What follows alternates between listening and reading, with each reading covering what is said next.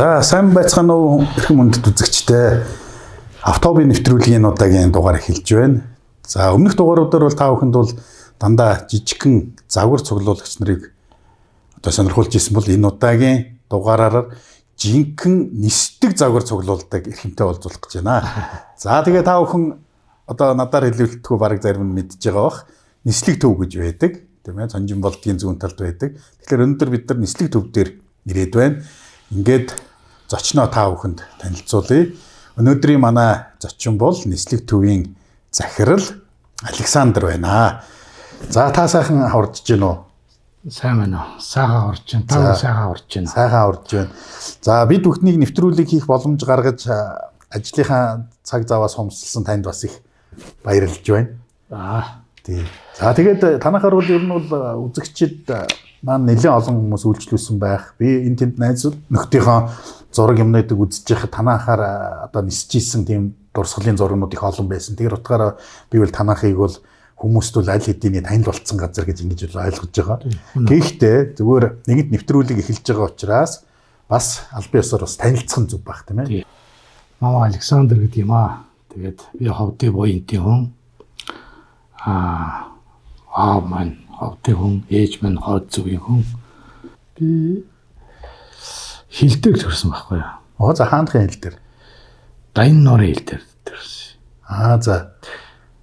Аав маань Фрунзе академи, Дэд команд академи төгсч ирээд.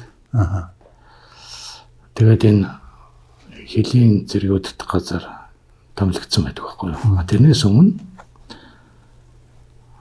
хэдэн застав дээр ажилласан байдгийг. Зэгийн застав, Дайн нуурын застав. Тэгээд Дайн нуурын застав, Зэгийн застав дээр л манай одоо миний хоёр дүү би төрсэн байдаг байхгүй юу? Тэгэхээр та бол айл яваа хүн би яваа хүн тий. Тэр яг нэг тийм бас сан түүхтэй энэ хил дээр төрсэн гэдээ ойлгож байна. Тийм байх хил дээр төрсэн. Мэргэжил юу вэ? Мэргэжил бол би одоо яг багш заавал хийж байгаа. Нисхийн. Тий, нисхийн. Хаана ямар сургууль төгсөв? Маяд эхлээд тэгээ цаашаа Латвийн Параликс. Хаана эхлээд гинэ? Маяд Московский авиационный институт эхлээд тэгээд Москвагийн одоо нисхийн сургууль гэсэн үг тийм нисхийн академи. Тэнд эхлээл Латвийн Параликс гээд хөнгөн аар хөлгийн нисгч. Тэгээд дараад нь Унгарын бас нэг сургалтанд хамрагдаад энэ Жаркоптеруудын нисгч болсон байхгүй юу? Тэгээ улмаар нэг нисгч болно гэдэг бас нэг дутагдал одоо тийч нэг гүйцэд болдог байхгүй. Заавчгүй зорчигч авах эрхээ авна. Тэрийг авсны дараа багшлах эрхээ авдаг байхгүй юу? Тэгээ хэд хэдэн сургууль төгссөн л дөө. Хамгийн сүүлд нь Польшд төгсөөд багшлах эрхээ аваад тэгээд Монголдо ирээд ер нь хэд хөнгө агаар хөлгийг энэ Монголдо хөгжүүлье. Ингээд нэг зариг шолоодад эхэлсэн.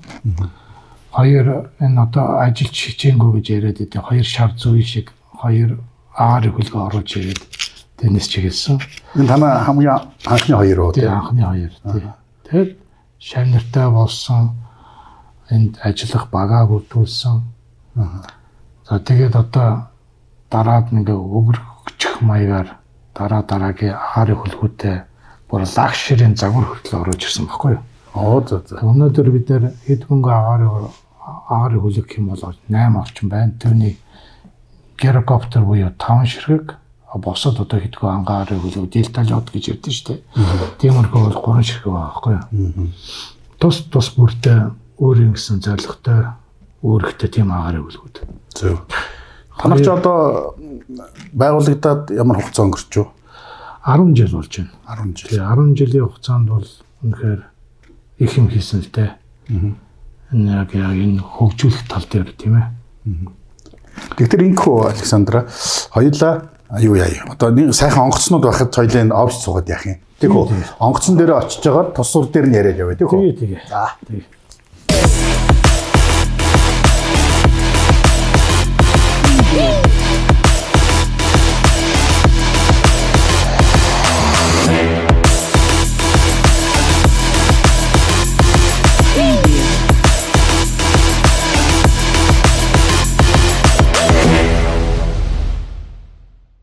За энэ хоёр онгоцыг оруулж ирсэн түүхээс эхлэх үү? За. Яг нөгөө нэг хэд хөнгө агарын хөлөг, хэд хөнгө агарын хөлөг гэдэг. Англи нь тэгж яг. Ер нь англи онгоцыг яг юу гэж ангилдаг? Дотороо ингээд хэд хөнгөн. Тэгээд жоохон хүн дэвтэр болоод одоо ингээд дээш явчих штэ. Энэ бол бүр хамгийн анхны хэд хөнгө агарын хөлөг. Тэр 620 орчим килограммын нисгжин дотор яадаг байхгүй. Ачааных нь жин 620 юм уу те? Гүү нисэх өөрийнх нь жингж. Өөрийнхөө онгоцоо нийлээд үү? Тий. Хойлол өөрөө онгоц чинь хойдын юу тэгээ шатган мотгон нийлээд 620 дотор зарим орнуудад 570 эдий. Манайд бол 620 эдэг байхгүй. За тэгээд энэ агарын хөлгүүд бол яг бол цэвэр сургалтын зориултаа. Одоо энэ контрол нь шүү дээ. Бүх юм даавал контрол. Хойноосоо багш нь шууд жолоод урдталт нь сорогч. Та сая хойдол давхар хөдөлгөөд байна тий. За. Сорогч нь байна. Тэгээд хажуу талд одоо энэ хөдөлгөөрийн хүчийг ихсэж багтгадаг энэ шүү дээ. Яг зэрэг. Тийм бэ. Педал дээр бол бүгд юм яг ингээд нөгөө жолооны нэг курсын нэг жолоо сургалтын машин биш яг тиймтэй адилхан байна. За. Гацуу би сандарлаа гэхэд бол багш тэндээс бол асуудалгүй болгоол ирэх юм тий. Май контрол гэдэг багш нөгөө дээрээ шууд аваад шууд аюулгүй байдалд шилжээл тэгэл нийслэгээ цааш нь өргөжлүүлнэ эсвэл ганцаардна гэсэн үг байхгүй.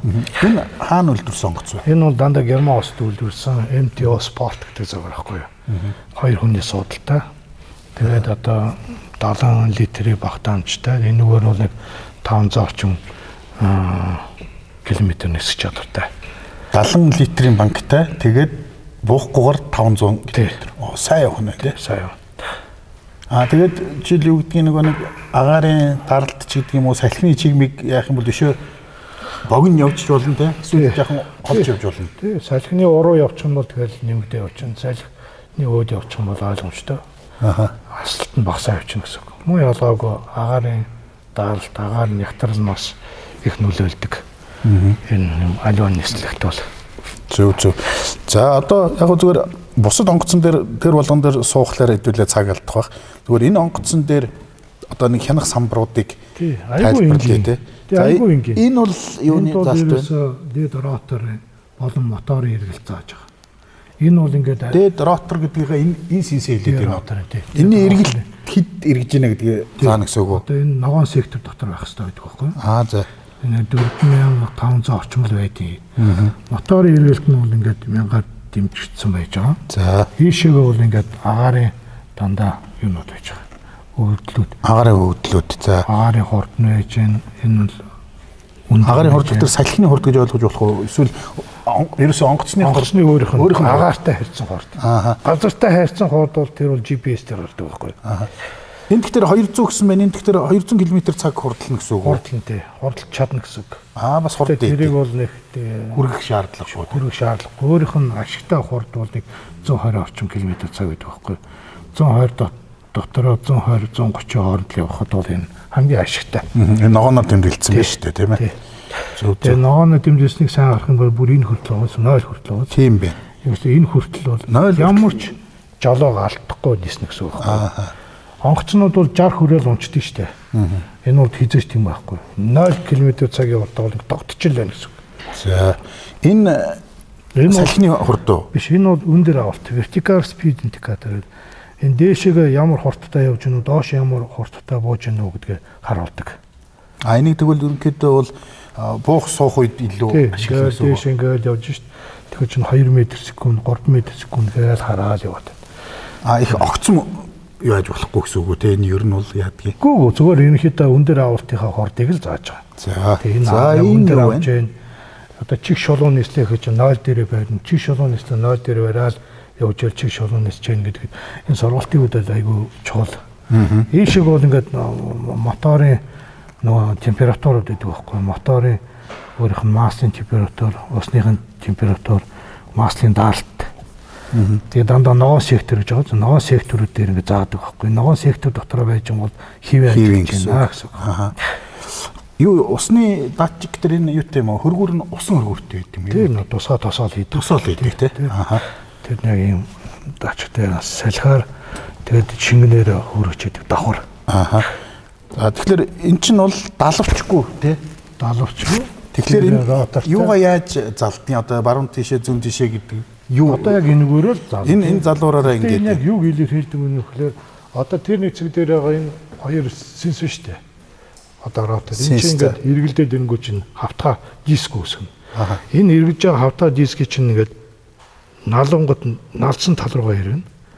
Нөгөө тийш ирнэ гэсэн үг байна. Зөв энэ дискнийхаа градусаар нь чигээ өөрчилж байгаа гэсэн үг тийм. Тийшээ налгуулах тэр налгуулсан тал руу ирээд. Дээр нь дээшээ доошоо болоход мөн ялгаагүй. Жоох ингээд өөрлөгөө татаад диск инхэхэд бол дээшлэн доошлох хүлээлийг цааш нь түлхэхэд бол доошлох юм тийм. Гэхдээ яг дээр доошоо бол ерөнхийдөө хөдөлгүүрийн хүчээр хийд юм л да.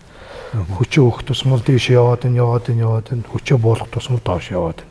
Дундын баримж агаар дундын байралд оруулах юм бол тэгэл энэ чигээр явна гэсэн үг. За тэгвэл энэ бол үндсэндээ бол одоо машинаар ярих юм бол өрүүлнэ байна тий. За энэ доор бас нэг юу вэ нөө педал хоёр педал. Энэ хааз гэж ойлгох уу юу? Үгүй хоёр педал. Ерөөсөө л чиг шулууны юм. Баруун зүүн ирэхэд хэрэгэлдэг. Одоо наад чи ингээл инхэж чинь баруун зүүн л ирвэн. Энэ бол юу юм уу те зүгээр чигээ өөрчлөх юм байна. Хааз нь эндээ юм уу? Энэ бол мотор юу тоормос. За. Тэгэхээр энэ хойшлуулах дээрээ илүү хурдлах уу? Баг. Уршин төлөх дээрээ хүчтэй болно. Том онгоцнууд ч гэсэн яг ийм юутай. Яг л тийм. Максимум дараал. Яг онгоц яг ингээд гарааны хорд гэдэг юм уу тийм ээ. Тэгэхэд шууд дандаа яг энэ юун дээр максимум дээр тавьж явах уу? Газрын татах хүчийг л давж ижил хөөрнө л дээ. Нилээн татна шүү дээ. Тэгэл энэ ч өөрөө хурд давна, хурд дотгоолд оруулна. Тэгж яагаад энэ дээдэрээр одогч чинь аэродинамикийн чанар гаргаал тэгэл энэ их масс чинь тийш тэгэл аваа явна гэсэн үг байхгүй юу? Тэг. За тэгэхээр бол манай одоо дараагийн танилцуулах онгоцнуудын маань хянах самбар бол ер нь ерөнхийдөө хэмжилтэй. Яг байрал хэмжээнүүд нь жоохон өөр баг тий. Зарим нь яг одоо энэ улс стандарт вершн буюу стандарт загвар байхгүй юу? Зарим нь бол яг бүрийн тусгай LCD монитор, Garmin тусгай монитороо тавьдیں۔ Тэр нь бол нэлээд үнэтэй. Энэ чинь одоо 3,000 евро хүн тэр ганцаар ингэ тавихад 20,000 евро тавьдаг. Тэр энэ хянах нь уу? Тий. Тэр нь ганцхан юм. Тэр нь бүх юм агуулсан гэдэг байхгүй юу? За. За тэгвэл манай үзэгчид бол үндсэндээ бол энэ шар онгоцоор их олон ниссэн байх. Тийм ээ. Тийм учраас бол энэ шар онгоц бол та нарт их танил дотноор гэж байгаа. За ингээд хоёлаа дараагийн онгоцыг танилж байгаа. За.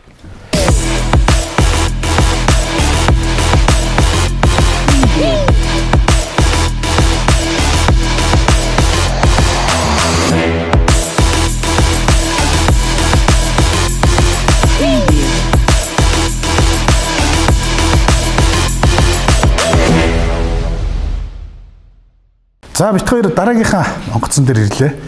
За Александр энэ онгоцоо танилцуулна. Энд бас нэлээ бас чамин загвартай хэд байна үгүй. Энэ нөгөө хурдны калидус гэдэг загвар л да. Хурдны? Тий. Айгуу өөрөө шүүр. Айгуу зүсэж. Харин тийм байна тий. Тэгээд дээрээс нь юм бүхээх дуучраас айгуу хурдан нисэж чад. Тэгээд энэ яг нисгэд бол ерөнхийдөө нэг юм жет барайл ингэ явж байгаа юм шиг тий. Айгуу тийм манай өөр сайтай энэ айгуу топ загвар байхгүй юу? Хурдан бол тохирсон. Аливаа нэг аэробатик маневр хийх талтай бол энэ үстэй гарамгаа сайн. Хянах самбар нь муу ялгаагүй адилхан. Бүх юм нь адилхан. Гэхдээ зөвхөн энэ бүхэхтэй учраас тэгээд нам сууж байгаа учраас айгүй тийм хурдны загвар болчихсон тийм. Зарим нь бол сенсэн дээд роторын сенсэн бүр багассан байт юм билээ. Манайх бол багасгаагүй. Яг бол манай газрын одоо далайн түвшнээс манайх ч 1400 м нисдэг учраас том ротортой тавихаас өөр байхгүй. Ерөнхийдөө цаад үйлдвэр нь тийм санал тавьсан байхгүй. Та сая бол хурдных гэдэг юм. Би зүгээр сая энэ хянахыг харлаа л да. Тэгэхээр энэ дээр бол ялгаагүй л дээд хурд нь бол хоёр зүйл биш шүү дээ. Адилхан байна. Тэгэхээр яагаад хурдан гэдэг ямар юугаар нь үзүүлэлтээр хэлээд дээ. Энэ ч гэсэн 200 км цаг л байсан шүү дээ. Тэр шар маань. Гэтэ энэ бол 120 бараг дээш гарахгүй юу тий. А энэ бол 140 160 таа нийлнэ гэсэн үг байхгүй. Ер нь бүхэхтэй гаднахын хэлбэр зөвхөн тэрөөр. Тий.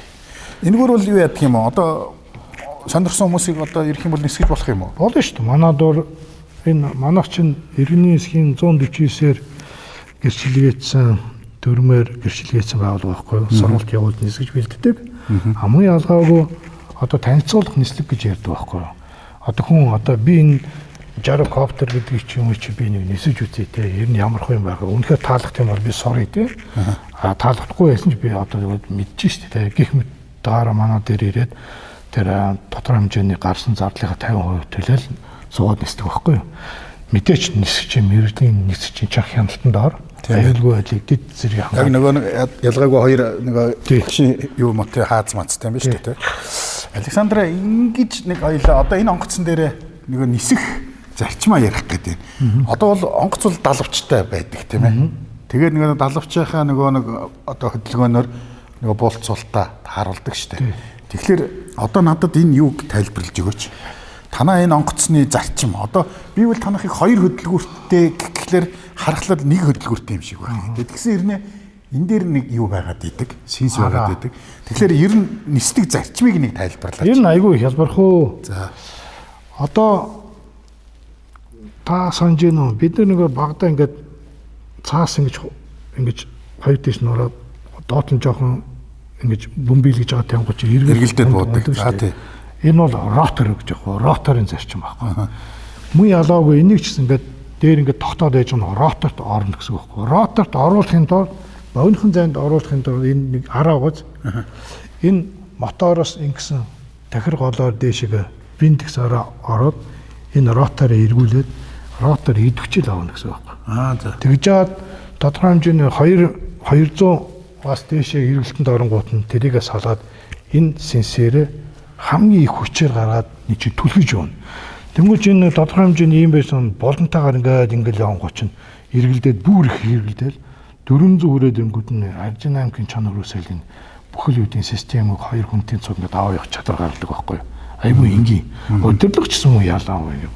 Роторыг хазаахад хазаас нь талруу хоёрыг нь тийм байна. Тий. Айгүй тийм энгийн зарчтай. Тэр бол хөдөлгүүрүүл зөвхөн уршин түлхэж өгч байгаа юм. Зөвхөн оршин түлх. Тэгээд энэгээр дамжаад тэн дээр байгаа араан дээр бол энэ нөгөө роторыг эхэлж эргэх хөдөлгөөнд оруулаад тэгээ буцаагаас олчдөг байна. Тэгэнгүүт эн чинь мэдээж салхиараа тэгээд эн чинь өөр хүчтэй төрж байгаа учраас өөр ингээд эргэждэг байхгүй. Яг нөгөө нэг түрүүний ярьжсэн шүү дээ тий. Тэр чинь ингээд муу ялгаагүй хүчтэй нэг уцан дуяад салхинд ингээ байрсан тэр чинь өөр эргэлдээл байж шүү дээ. Муу ялгаа болонгийн их юм уу дээшээ доошоо холоо явчихдаг тий. Яг тэрнтэй адилхан. Ганцхан хамгийн чухал нь хөдөлгөөр унтарлаа бол энэ шууд бүрх гэж шууд унчихгүй. Хизээж унахгүй. Яг бол ротор нь идэвчдэг байхгүй. Ямарваа нэг хөдөлгөөнд орж байгаа нөхцөлд бол хөдөлгөөн байвал ротор нь идэвчтэй л байна. Тэгтээ доошлно гэсэн үг байна. Тэгээд доошлоод зөөлөн газар гэсэн. Тэгэхээр ямар ч үндсэндээ бараг юу гэх юм бэ? Ямар ч аюулгүй гэж ойлгож болох юм байна. Манайд одоо 10 жил ашиглалтын энэ хугацаанд бол нэг л удаа хөдөлгөөр татгалзчихлаа. Хөдөлгөөр татгалзах ч явах гэдэг. Манай шавнаар дутуу бензиныг хийчихгүй. Би ийшээ хөлөн бүрлүүнээс чинь ингээ гарсан чинь юу үсэн чинь ноол дээр очсон юу хийх юм заа мотор онтож байгаа юм. Тэгээ нэг жижигхэн газар дээр буугаал тэгэл асуудал байхгүй. За хөдөлгөөр маань хэдэн цилиндртэй ямар хөдөлгөөр вэ? Энэ бол хэвтээ 4 тишээ харсан цилиндртэй Rotax гэдэг мотор байдаг байхгүй. Энэ хөдөлгөөр бол одоо дэлхий дээр байгаа хэд хөнгө агарын хөлгүүдийн 80% нь энэ хөдөлгөөрөө нисдэг. Энэ маш чанартай төгөөмөл хөдөлгөөр гэсэн үг байна. Маш найдвартай хөдөлгөөр. Найдвартай. Аль улсын хөдөлгөөр гэдэг юм? Австри улсын Bombardier гэх компани хөдөлгөөр. Одоо манай дээр сүүлийн үед UTV эднэр орж иж байгаа. Тэгтээ тэд нар арай ондоо хөдөлгөөрүүд моторт тэр мотоцикл зориулсан хөдөлгөөрүүд гэтээ бас Rotax.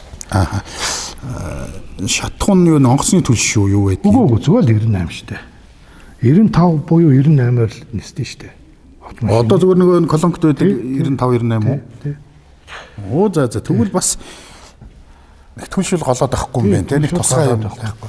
Бүр их одоо юу гэдэг төлш одоо юу гэдэг нэг газар буучаал цааш нь явахад хөлшин төрөлцөхгүй байдаг штэ тийм тохиол. Тэнгууд нь шууд 92 нэмэл нисчдэг. Тийм тохиол гарч ирсэн. Яг хүн 50 м гүгэл хөөрдөг бол нэг 60 болно нэстэй тий. Гэдэг утгаараа. Бусдаар бол нэг тийм нөлөөлөлтэй байхгүй. Энэ юу яадаг вэ? Одоо энэ моторын нэг тэдэн цаг яваад нэг сервис хийн гэсэн мэдээлэл юм юу байгаа юм? Тий. Танах сервисээ өөрөө хийж гэнэ үү? Уучлаарай. За. Сервис бид нар бол яг ингээд одоо моторыг бүр ингээд ээлжийн сервис бол хийх хэрэг байхгүй. За үйлдвэрт нь явуулдаг бол одоо тухайлбал 100 цаг болгоны үйлчлэг бол бид нэр хийх хэрэгтэй. Мотор бол 2000 цагийн гаранттай үйлдвэрээсээ 2000 цагийн дараа яг хөглөөр тодорхой хэмжээний тестүүд хийдэг. Энэ одоо тухайлбал хэн хийх үү тэрийг? Бид нэр өөрсдөө хийжтэй. За. Тодорхой хэмжээний багцтай цилиндрийн толгой дарт толгоны шалгаад тэр нэгэд 0.7%-аас дотчоо орсон тохиолдолд муудсан байна гэсэн. Тэгэл сервист оруулаад хэрэв модог гом бол ахаад 100 цаг өгнө. Ахаад модог бол ахаад 100 цаг өгнө гэх ингэ явчихдаг байхгүй. Тэгээ энэ үнэхээр найдвартай хөдөлгөөр. Бид нар одоо 2000 цаг нийцсэн одоо дөхөж байгаа тийм жарокоптер байгаа шүү дээ. Ямар ч асуудалгүй нэг ч одоо яагаа. Зөв. Энэ сенсний үзүүр зүгээр том онгоцон дээр харахад ингээд ийм үзүүрийн ингээд нэг шараар ятсан байгаа гэдэг шүү дээ. Өөрөөр нь сенсний хязгаарыг хараа.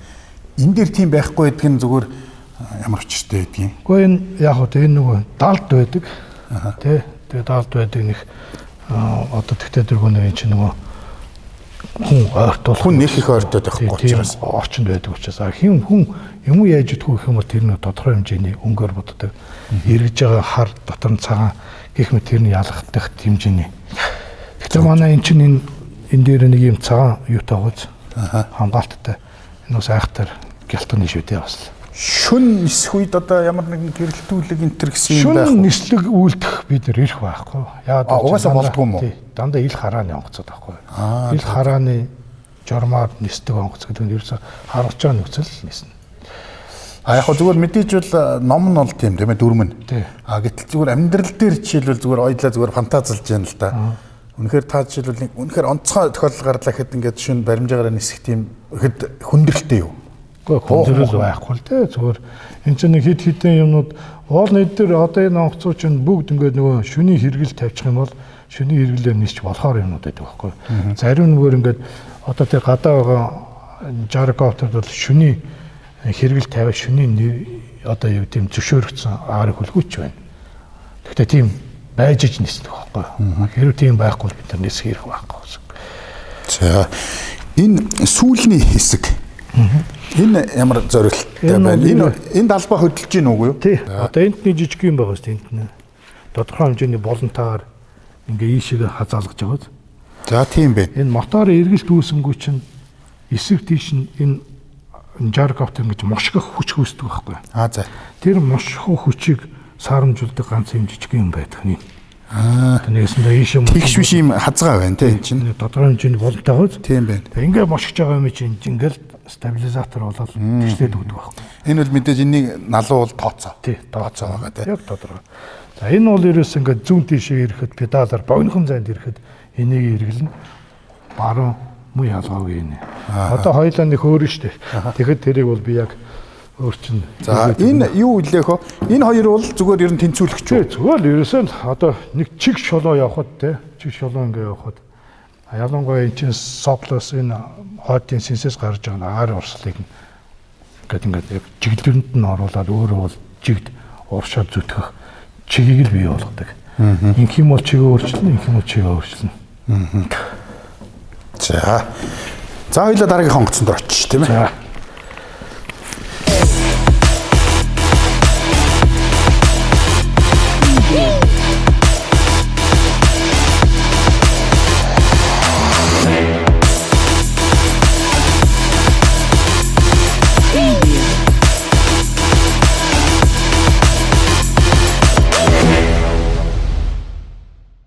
За манай нэвтрүүлэгтэй хамт байгаа та бүхэндээ баярлалаа. Манай нэвтрүүлэг үргэлжилж байна. За Александр хоёлаа арай нэг өөр загварын онгоцон дээр өрөвдөрч шиг боллоо тийм ээ. Энэ онгоцны танилцуулга хийгээд. За. Энэ D5 гэдэг Украин улсад үйлдвэрлэсэн онгоц. За. Манай ган болдохын онгоц байхгүй юу? Өөр авчирсан байгаа. Тэгээ ингээд төр ингээд саатсан ингээд байж байгаа. Яг хөдөлгүүр дээр нэг жоохон асуудал байсан. Тэгээ тэрийг хүлээгээл байж байгаа. Энэ бол 4 хүний суудалтай мотор нь Continental Lycamine айгуу сайн мотортой. Тэгээ 4 хүний суудалтай хойно 2 урталтай 2 жолоодлого нь араа баруун зүг хоёлаа. Тэгээ нөгөө нэг яг онгоцны зарчмтай яг нэлеронтой акриликтэй дэжиг шолон яг онгоцны зарчмаар байсан. Манайхаас арай ондоо. Тийм байна. Танахаас хамаагүй өөр юм байна. Тий. За энэ тэгэхээр бол 2 жолоо байдаг чинь бол Нөгөө нэг том онгоц Боинг энэ төр чинь бас нэгдүгээр нисгч туслахын сэтгчээр хоёр байдаг шүү дээ. Тэрэн шиг үүрэгтэй юм уу эсвэл зүгээр сургалтын зорилттой. Сургалтын зорилттой очиж нисгч бол хүн баруун талаас суугаад багш нь наат талаас суудаг байхгүй. За тэгэл хянаад явах зарчимтай л гэсэн үг. За энэний техникийн үзүүлэлт байна. Одоо хэр хол нисэх үү, хэр өндөр нисэх үү? Би одоо тэрийг сайн мэдэхгүй байна. Ямар ч хэлсэн Cessna 152-ийн дойрын амал энэ копи загвал гэж ойлгож болно. Cessna 152 гэдэг нь хаанхын онгоц вэ? Америкийн онгоц үү.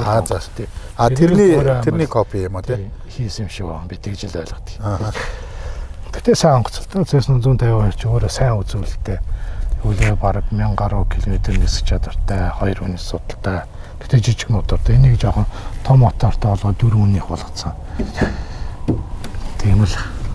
Сайхан ч үү. Тэгээд одоо удахгүй ган болдох. Тэгээд янзлаад нисэх байлгүй дээ. За энд нэг төхөөрөмж байна тийм ээ. Энэ ямар учиртай зориулттай вэ? Энэ одоо Vintage Pro 2 гэдэг загварын одоо бичил цагуурын станц аахгүй. Одоо манай энэ болон дээр байж байгаа. Энэ бол чиг шилд салхины чиг болон даралт болон салхины одоо ирэх наад захын энэ одоо чиг шил мишэл одоо жавар маврыг бүгдийг харуулдаг юм баггүй. Дээр нь энэ бүхэлд нь жилийн дата өөрөө хоригдлуулж аваад өөр төр хадгалж тийм айгу том юу таахгүй. Тэгэхээр та нар бол одоо ингээд нэг нислэгт гарахаас өмнө үндсэндээ энэ багжныхаа үзүүлэлтүүдийг бас давхар хянаж байна гэсэн үг. Тийм. Давхар хянана. Энэ чинь удирдлага бол ерөөсөө агаарын даалт ямар хөө яах вэ? Өнөөдөр салхин ямар чихтэй, ямар хүү хүчтэй байна уу гэдэг те. Энийг бүгдийг бид нар хэлж идэг байхгүй.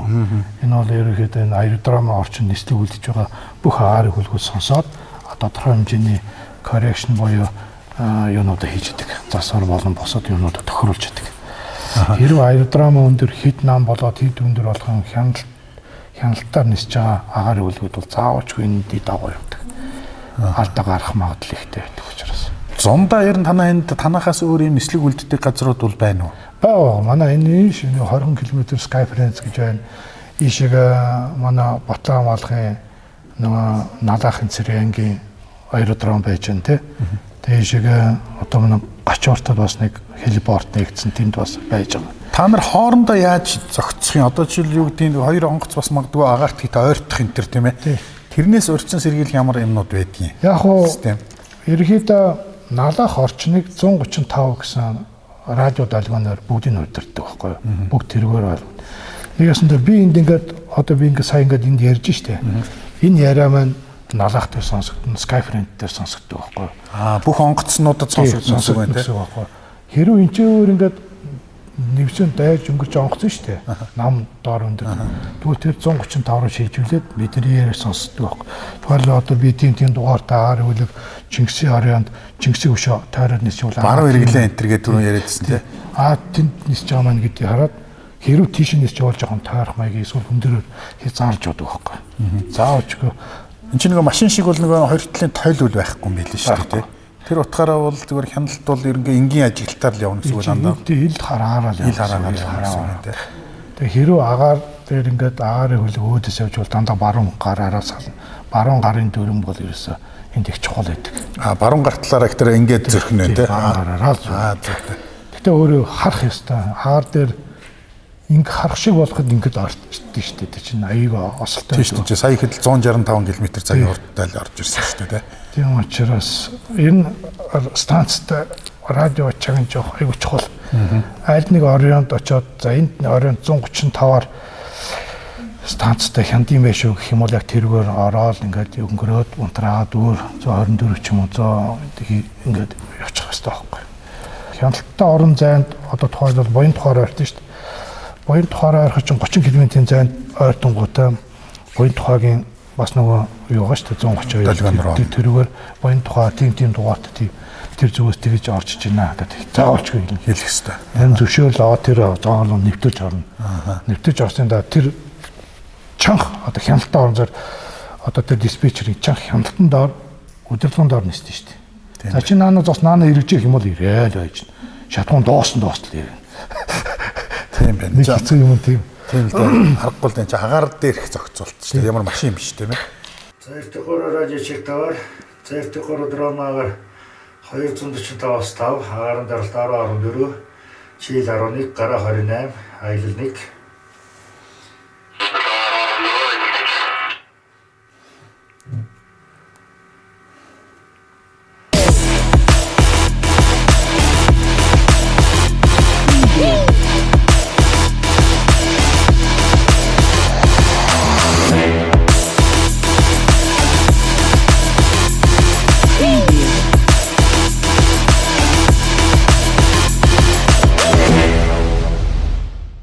Мөрөн Вилла компани нь 2010 онд үүсгэн байгуулагдсанаас хойш барилгын салбарт хийж бүтээсэн 15 жилийн бүтээн байгуулалтаараа бид бахархаж явдаг үлээ.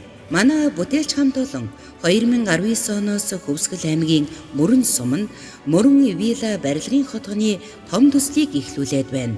Төслийн хүрээнд бүрэн цутгамал технологиор 650 айлын 9 блок барилга, үйлчилгээний төв баригдахаас өнөөдрийн байдлаар 330 айлын 5 блок үйлчилгээний төвийг бүрэн ашиглалтанд оруулад байна. Манай компани инженер техникийн ажилтнууд өмнөө тавьсан зорилгоо хугацаанд нь чанартай хийж гүйцэтгэхээр шаргуу ажиллаж байна.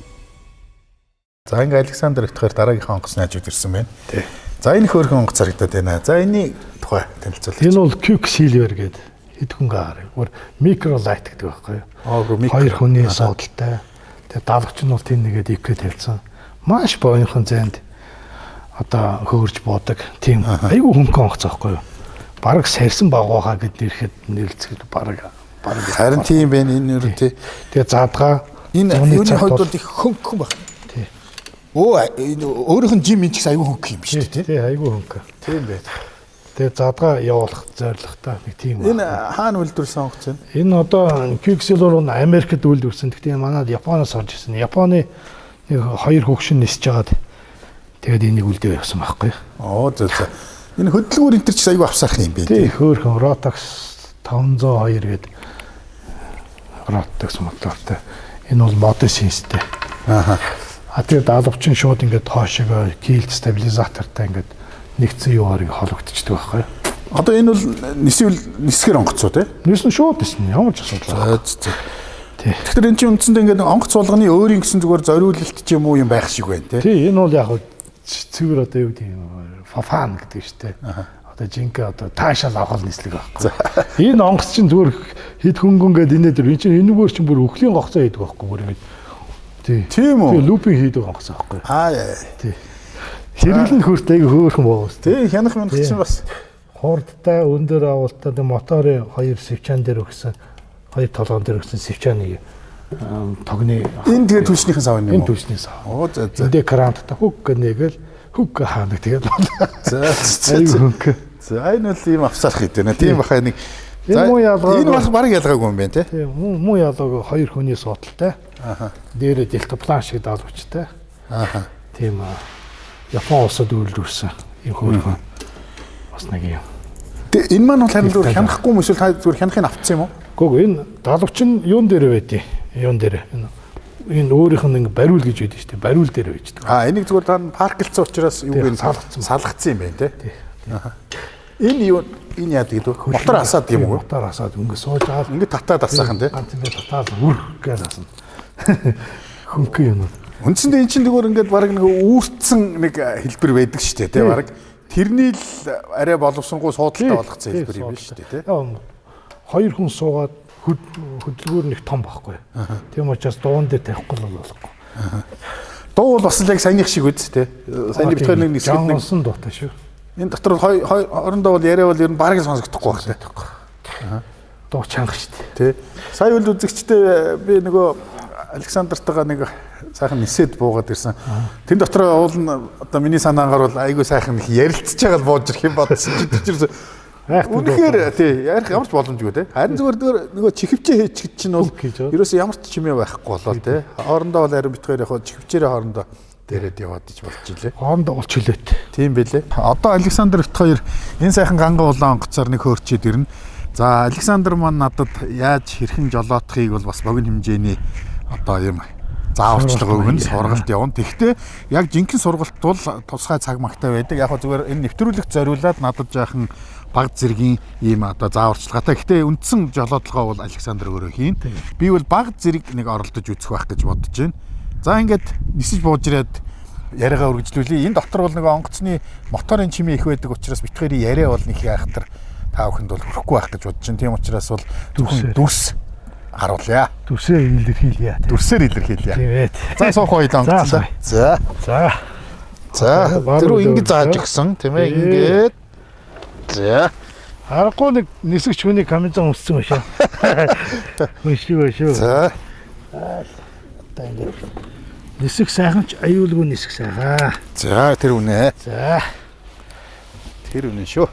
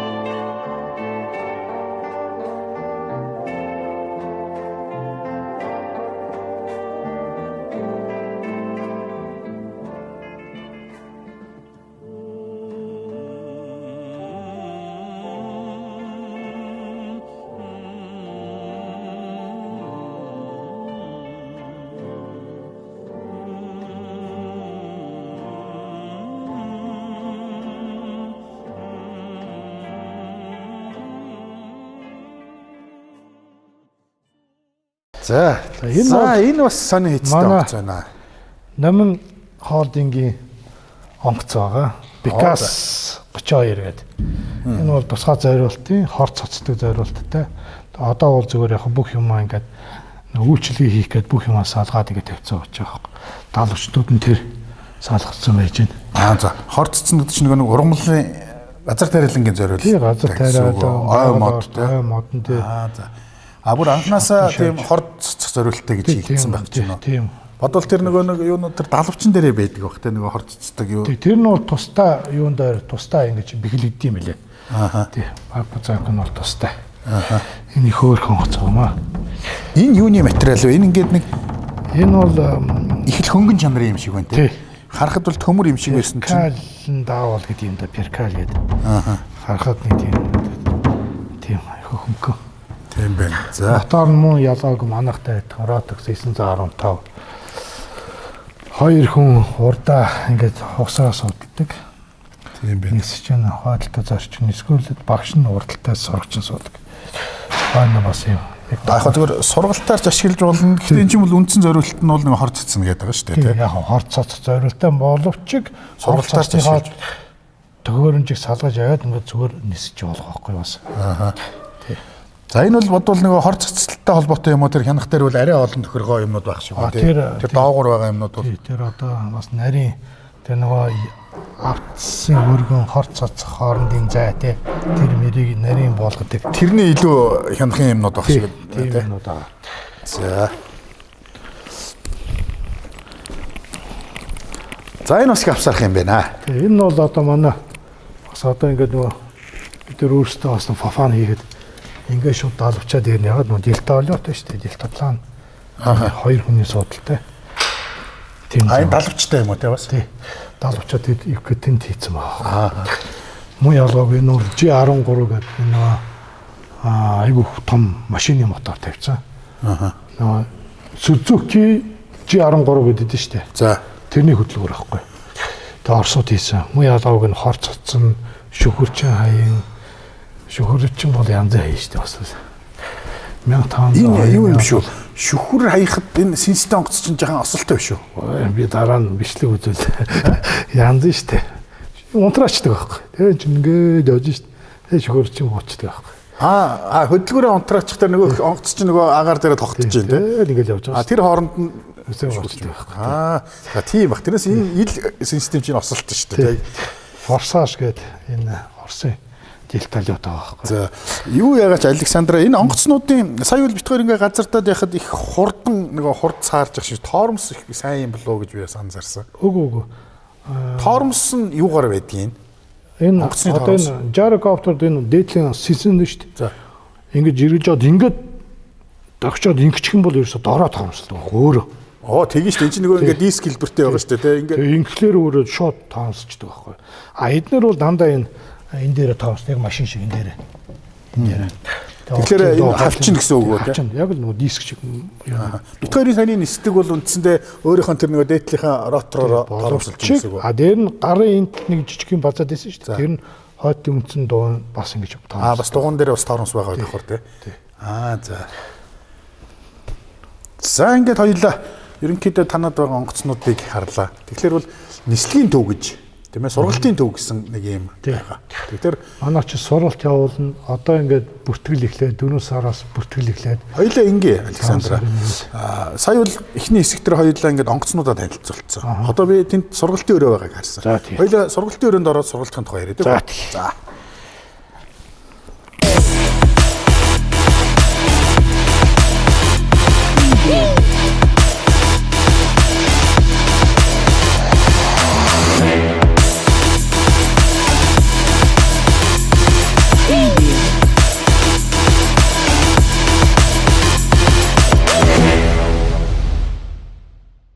Автобийн нэвтрүүлэг үргэлжилж байна. Ингээд сургалтын нислэг төвийнхаа сургалтын танхимд битгаар ороод ирсэн байна, тийм ээ. Тэгэхээр энэ бол яалтчгүй одоо бит хоёрын энэ нэвтрүүлгээр ярих хэрэгтэй сэдв. Тэгэхээр ийм сургалтын төв ер нь Монголд хэр байдгийг тийм ээ, хэд хөнгөн онгоцны энэ талаар нэг яах яриач. Яг манайх бол яг ингээд одоо байгууллагад 10 жил болчлоо. 99-ийн 149-ээр гэрчилгээдсэн мэргэжлийн сургалтын байгууллага болсон гэдэг. 30 гаруй шавнаар төрүүллээ. 149 гэдэг нь 149-94 баггүй 149 гэдэг. Аарийн үл нисэгч байдаг. Дөрмийн дугаар юм уу тий? За. Тэрүүгээр ингээд бид нэгдээд тодорхой хэмжээний шаардлагуудыг хангаад дөрмийн шаардлага гэж зөндөө юмнууд байгаа. Зөвхөн агаарын хөлгөнд хүртэл ийм байх хэвээр, багш нь тэгээ суух хэвээр сурагч нь сургалтын танхим тухайлбал наацхан минимум юм нөхцөлийг шаардсан байх хэвээр. Агаарын хадгалах ангаар нь ийм байх хэвээр, засвар үйлчилгээний хэсэг нь ийм байх хэвээр тий. Тэр дандаа дөрмөр тэр нөгөө 149 гэдэг дөрмөн дээр тийм байгаа юм тий. Тэр бүх шаардлагыг л хангасан юм байна. Хангасан. Тэгээд бид сургалтаа явуулаад тодорхой хэмжээний бас ахиц дэвшил гаргаад олон шавнартай боллоо. Зарим шавнар нь цаашаа дэвжээд бүр том онгоцны нисэгч, нисдэг тэрний нисэгч болоо явчлаа тий. Энэ бол яав гэхээр бид нэр айгүй бахархалтай байхгүй юу? Тэр багтай. Одоо танай энэ сургалтын төвд сурсан нисэгч нар маань тийм ээ. Бүр тийм том онгоцны нисэл хийсэн гэж юу? За. Одоо хамгийн наацхан жишээ бол одоо Чинбат гэж залуу байна. Одоо нөгөө ардын жижигсэн ган төмөр гоё шүү дээ. За тий.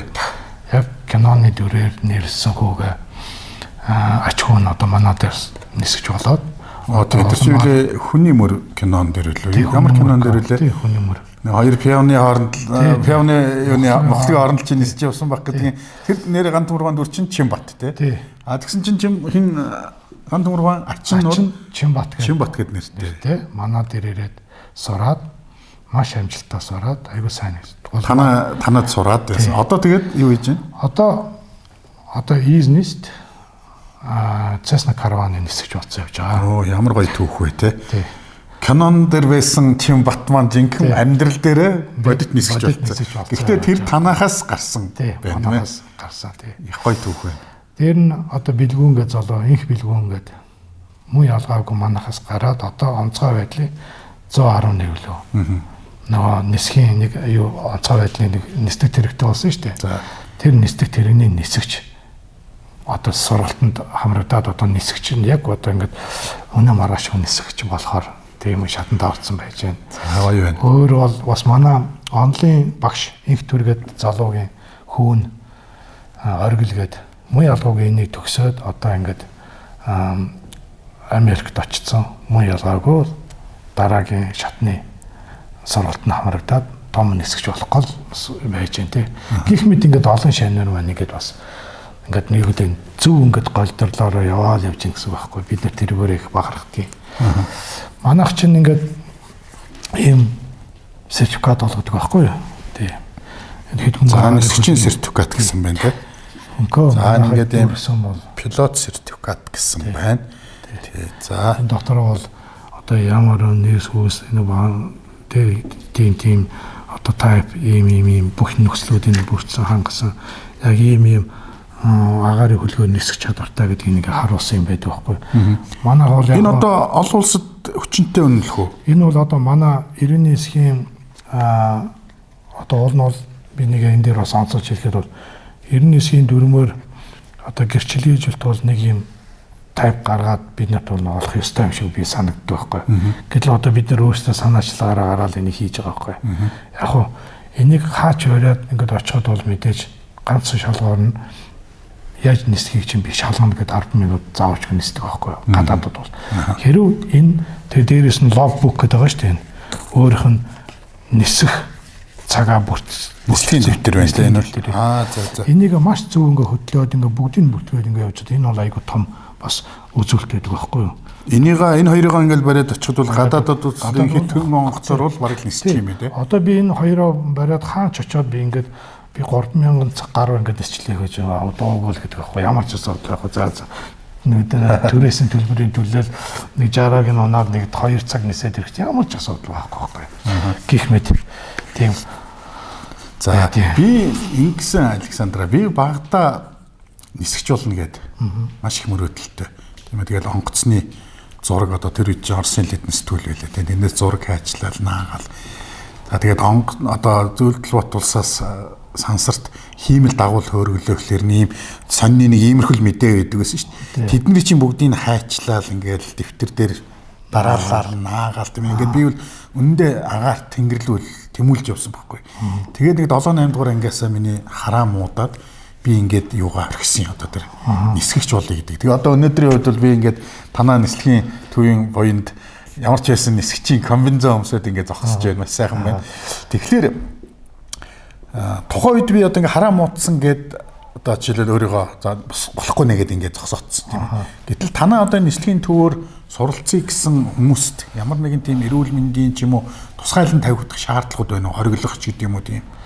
Одоо манайх чинь юм штэ хамгийн easy байдаг байхгүй юу? Хамгийн одоо нааштай гэсэн тийм шаардлага байдаг байхгүй юу? Тухайлбал өөрөө машины жолооны эрэхтэй тийм үү? За тийм. Машины жолооны эрх авахд нэг юм эрүүл мэндийн хууц гэж нэг юм бүлдэлтэй. Ерөөсөө тэр шалгуур өгдөн шүү дээ. Мэдрэл юу лээ хараа нэг тийм ойр зүрэл гэдэг юм байдаг шүү дээ. 10 хэдхэн нэг юмнууд өгдөн шүү дээ. Тэрийг бүглөөд тэд нар бүгд ингээд зурагдаад тэгэл болоо. Заавчгаа одоо өндөр мэрэгжлийн тэр эмчнэрийн тийм дүгнэлт гарсан тийм шаардлагагүй байдгүй. Одоо нэг даралт маралт цусны одоо юу гэдэг зүрх судасны өвчтөй судасны өвчтөй энэ дээр ихэд бол тэр нь яг ямархуу хэмжээнд байдаг. Бүр ингээд унж татдаг юм бол мэдээж тэр нисэхгүй тий. Зөвхөн одоо юу гэдэг даралт нэг ихсдэг барьдаг хүмүүсүүд биш үү? Имээ тотмол хэрэглээд өөрсдөө ингээд хянаа зүг авч одоо юу ч хүмүүс нисгээд байхад ямар ч асуудал байхгүй. Яг тэд жолоо бариад явж гин үү? Хөдөлгөөнд оролцож гин үү? Тэгвэл ерөөсөө машин барьдаг жолооч бол танаа дээр ерөөс сургалтанд суугаад нисэж болно л гэсэн үг. Тийм. Ерөнхийдөө тэгэх юм уу нэ? Тэгэн. Тийм амархан уу? Тийм шүү дээ. Оо за. Энэ хэд хөнгө хэдэн цагийн сургалтанд яаж суух вэ? Хэд хөнгө агаарын хөлгийг нисгэж болоход үндсэн шаардлага нь ерөөсөө л та эрүүл байх хэвээр, жолооч байх хэвээр гэсэн юм байдаг байхгүй. Жолооч байх хэвээр. Тэр чинь жолооч хүн гэдэг чинь ализэний өөрөө хийх ч байгаа үйлдэл дүгнж чаддаг хүн байдаг байхгүй тийм үү? Тэнийг мэдэрч байгаа гэсэн үг шүү дээ.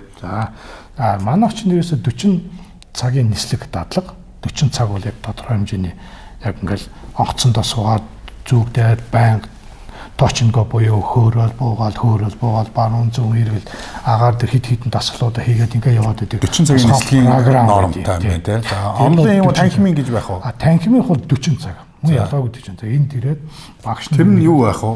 Онгоцны бүтэц тийм байдаг юм. Онгоцны бүтэц аэродинамик, навигас, human factor-д нэлийн хэдэн хичээлүүд бий. Тэднийг бүгдийн нөгөөнд хамгийн эхлээд хуулийнхаа хичээлийг үзэн. Хуулийнхаа хичээлийг 15 цаг болоод сооло би даах одоо яг тэр акшнд би хуулийнхаа хичээлийг тест өгөөд шалгалтаа өгөөд 98%-аас дээшээ гарах юм бол би даах нислэгээ хийх эрхтэй болчтой байхгүй. За тэгээ хуулиа мэддэг бие дагаад нислэг хийчлээ дараагийнхаа шалгалт өгнө. Ерөнхийдөө 8 шалгалт өгдөн штэ. 8 шалгалт өгсөний дараа хэд хөнгө агарын хөлгийн нисэгч гэж. Жишээлбэл юуны шалгалт гэж яг 8 шалгалтын дотор. Одоо тэр чинь human factor, aerodynamic тэгээд тэр бүтээц тэр онлайн болон практик явах юм байна тий. Ингээд нэг яг 8 төрлийн хичээл өгдөг байхгүй. Тэгээд тэрийг бүгдийг дүүргээл үсэн багт бол тэгэл нисэх хэрэгтэй болно гэсэн үг.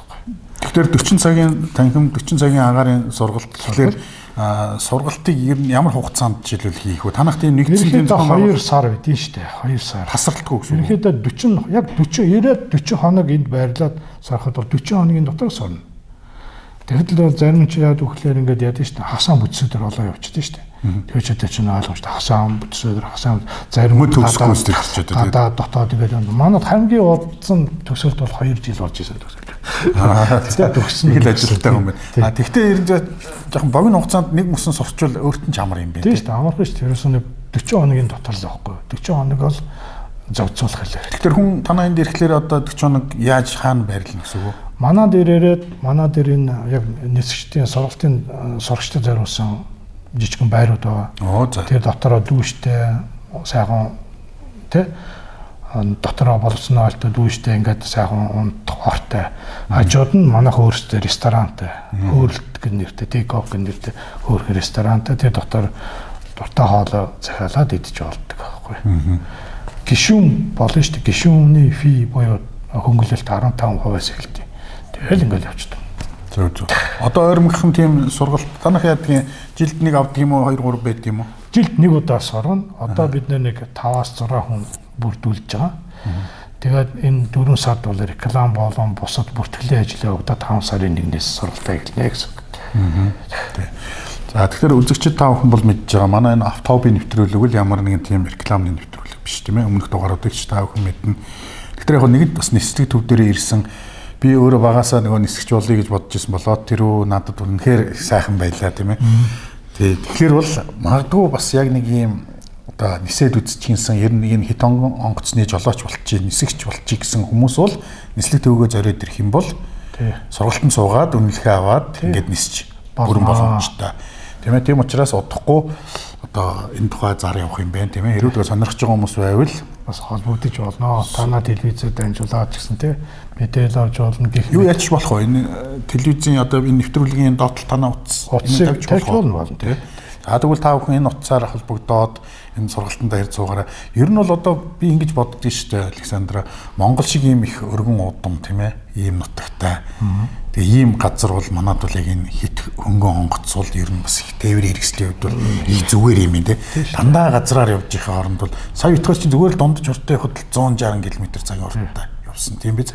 Тэгэхэд бол одоо хоёлоор дархан орчод ирэхэд бол жишээ доороо шүү дээ. Дарханд гэртээ үйж болох нь шүү дээ тий. Нисж орж ирээд одоо болгоны ходог өндөр шүү дээ. Ходог өндөр Петровск колонкод шүү дээ.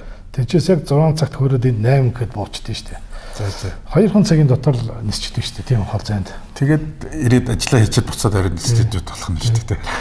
Тэгэхээр Монголд бол энэ хит хөнгөн онгоцвол ер нь би хөгжих ёстой юм байна гэж одоо сая хараад байна. Зүгээр хууль зүйн орчин ямар байдгийг хууль одоо яг манайх айгүй сайхан болж байгаа. За ерөөхдөө 90-ээс хийн дүрмүүд шинжлэгдээ зарим нь бол эхнээсээ батлагдаад зарим нь одоо хэрэгжээд явагдсан байхгүй. Бүхэл өдөн дүрмийн хилцс одоо тэрэн дээр нь ягшлаа ажиллаж байгаа. Тэрний захир нь манай одоо яг энэ яа их төргээ залуу хийж байгаа. Бүр миний бүр багын найз. Тэрийг өсө жинхэнэ гардаж хийж байгаа. Маш их ухаан гаргаж байгаа. Маш их ажиллаж байгаа залуу. Тэгвэл эрхцэн үйл үндэснээ боловсронгуй болж байгаа. Одоо манайхан жишээлбэл юу гэдгийг гаднаас бол машин ингээл оруулаад ирдэг шүү дээ жилдээ. Одоо ийм хит хөнгөн онгоцыг жил дуртай нь оруулаад ирж болох уу болохгүй. Болно шүү дээ. Асуудал ахгүй. Ямар ч татвар байхгүй. Манайх чаа тэр нь гоё. Татваргүй байд юм уу? Татваргүй шүү дээ. Онгоц оруулаад энэ түүний сэлбэг хэрэгсэл ямар ч татвар байхгүй. Гацхан энд суралт суугаад энэтэй л байх ёстой. Нислэг үйлдэхэд үндсэн 3 толгойн 3 нэг чулуу шиг юм байдаг хөө. Өөрөө нисэж байх ёстой. Аарын хөдөлгөөн бүрэн бүтэн нисэж чадвартай өстой агаар нь сайхан байх хэрэгтэй. Тэгэл болоо. Тэгэхээр нисэн шүү дээ. Тэгэхээр мэдээж бол зөвхөн хувийн оруулаад ирэхэд нэг сервис гэж яг өндөрлөг гарах байх тийм ээ. Гэхдээ яг тэр сервисийг бол манай дээр хийлгээд байж болно те. Тэр нэг тийм хүнд биш байхгүй юу. Яг өндөө бол агарын хөлөг оруулж иж байгаа яг хэд хөнгө агарын хөлөг авчиж байгаа газар сервис их тодорхой хэмжээний сургалтанд орцсон дээр байт. Тэр нэг хүнд биш байхгүй юу. Одоо ингээд түрүүн хоёлын нэвтрүүлгээс хойш ингээ яриад байхад бол би ерөөсөө Александр бол нисгчээрээ дуусна гэж би ингэж хараад байна. Тийм биз. Тэр дундаа энэ хит хөнгө онгоцсон Александр хоёр бол их ойрхон байгаад байгаа шиг. Тийм. Хит хөнгө онгоцсныхаа ирээдүг яаж харж байна? Одоо Монгол дахь хөгжил тийм ээ. Гадаад бол арай өөр байх. Монгол дахь хит хөнгө онгоцсны хөгжлийг яаж харж байна? Яг хит хөнгө агарын хөлөг бол тэр бол одоо хүүхний л одоо юу гэдэг одоо таашаал авах юм уу, чөлөө цагаа зөв болгосон өнгөрөх юм уу те нэг тийм тээврийн хэрэгсэл байхгүй юу. Яг манай төвийн зорилго бол энэ хит хөнгө агарын хөлгийг бол яг зөх ёсны төвшөнд. Одоо эн чинь зөвхөн одоо манай дээр ингээд хөгжих биш. Эн чинь онцгой цагдаа хил гайл өргөн нэвтрүүлэх боломжтой байдаг байхгүй юу. Тухайлбал сая ингээд би чинь Герман автожирик компани аль биесны дистрибьютор шүү дээ. Тэгэхээр Туркид агаараас хянах цагдаагийн байгууллага байгуулсан байхгүй юу. За. Бүхэл хэдэн. Тэгээд gyrocopter тусаа тоногдоод айгүй хүчтэй камер. Зөвхөн бодоо камер нь чинь 3 сая пикселтэй камер шүү дээ. Янз татгана. Номер шүү дээ. Номер дээр ингээд наалтцсан ялааны далбчны контрыг гаргаж чинь амар байгаа шүү дээ. Амар камер байна. Тэгэж хөгжүүлж байгаа байхгүй. Дээр нь ингээд тэгээд агаараас цагдаа нар хяналт явах нь. Тий. Тэгээд одоо ингээд машин ингээд явж шít хурд хэтрүүлж гэнэ гэж чиг камер алруу гэдэг шууд номертой дугаарт нь юу нөө төврөгөө явуулсан. Түүн шууд за шууд дугаараар нь пат торгоол нь явж идэг байхгүй. Тийм бүрхүү тий. Хилийн цэрэг чсэн зурсаа хянаад хилийн юун дагуу ингээд мал амтан босод бүх юмнуудыг хянаад байж болдог байхгүй. Олон юм би. Одоо энэ сүүлийн үеийн gyrocopter чинь бүр хүний хөвтэйгээд өөрөө урдаа суудсан хойно нь солих суугаад ингээ 3 хүний суудалтай эмнэлгийн хүртэл гарцсан байж байгаа. Хөөх тийм үү. Тий. Одоо гэмтэлчнийг сайн нисдэг тэрэг авах шиг боллоо тийм ээ. Тэгвэл тэр бол тэрнээс хамаагүй хямд орж ирэх нэ тэр. Айгүй хямд орж штэ. Тэгтээ бол тэр бол нисдэг тэр шингэж буухгүй. Аямарсан төхөл одоо жугал юу гэдэг автостар тентэг машин өнгөрцөн байна гэдэг хажууд нь хүн хөвтөж штэ. Шууд дахиж одоо машины зам дээр цагдаа хаагаа зогсож болно штэ. Очоод нөгөө замдаар буугаад аваад соёлог шууд бүх юм нь хянаад тэгээд хотын хамгийн наацхан хамгийн ойрхон аэродром тавьж болоод тийчээс эмнэлгийн машин аваач байгаа. Гэх мэт тиймэрхүү хөгжил бол байгаа. Энэ байтугай юм байгаа. Одоо сүүлийн үеийн одоо юу гэдэг проектууд нь шүү дээ тий. Зөвхөн 2 хүн биш. 4 хүнийх 6 хүнийх гэж хийгдэж байгаа байхгүй юу. Энэ 60-аад. Яг зөвхөн тэр хэрээрээ нөгөө бензиний зарцуулалтын тэр бас гэсэн мэдээж. Гэхдээ өөгөргөөж нэг ингээл одоо сая бид 2 нислээ ш дөнгөр дөрүүлээ нисэх нэг ондоо ш. Тийм байх. Гэх мэт. За ингээд өнөөдрийн яриа маань энэ хүрээд өндөрлөж байна. Яг зөвхөн яриад ивэл их юм байх. Тийм учраас одоо бас энэ хүрээд өндөрлөе гэж бодож байна. Тэгээ манай үзэгчдэд хандаад зөвхөн Александрийн зүгээс, нисгчийн зүгээс гэж би тийм ээ. Ямарваа нэгэн бас нэг хандаж хэлэх юм байна. Би сая дандаа л ингээд байцааж байгаа юм шиг л юм асуугаадсэн тийм. Тэгээ өөрт чинь сүүлийн нэг боломжийг бас эрхчлөөг олгоод байна. Эрхчлөөгөө нэг эдлээд нэг үг хэлээч. Гэвэл Гэхдээ одоо юу хэлэх вэ те? Одоо залуучууд маань улсын хорноо хөгжүүлэх энэ агуу их том үйлсэд хүн болгон өөрөг оролцоо чухал байдаг. Миний өөр бол айгу бага те. Тэр та бүгд нийлээд их юм бол айгу том болноо. Улс маань хөгжнөө. Улам ишөө дэлгэрнэ л гэсэн үг. Тийм учраас хүн болгоны оролцоо чухал, хүн болгон хичээж яваараа л гэж. Баярлалаа. За манай өнөөдрийн автобийн нэвтрүүлгийн хүрээд өндөрлөж байна. Өнөөдрийн манай нэвтрүүлэгт нислэг төвийн захирал Александр маань оролцлоо. Дараагийн нэвтрүүлэг хүртэл түр баяртай үзэгчтэй. Мөрөн Вилла компани нь 2010 онд үүсгэн байгуулагдсанаас хойш барилгын салбарт хийж бүтээсэн 15 жилийн бүтээн байгуулалтаараа бид бахархаж явдаг үлээ. Манай бүтээлч хамт олон 2019 оноос Хөвсгөл аймгийн Мөрөн суманд Мөрөн Вилла барилгын хотгоны том төслийг эхлүүлээд байна. Төслийн хүрээнд бүрэн цутгамал технологиор 650 айлын 9 блок барилга үйлчилгээний төв баригдахаас өнөөдрийн байдлаар 330 айлын 5 блок үйлчилгээний төвийг бүрэн ашиглалтанд оруулад байна. Манай компани инженер техникийн ажилтнууд өмнөө тавьсан зорилгоо хугацаанд нь чанартай хийж гүйцэтгэхээр шаргуу ажиллаж байна.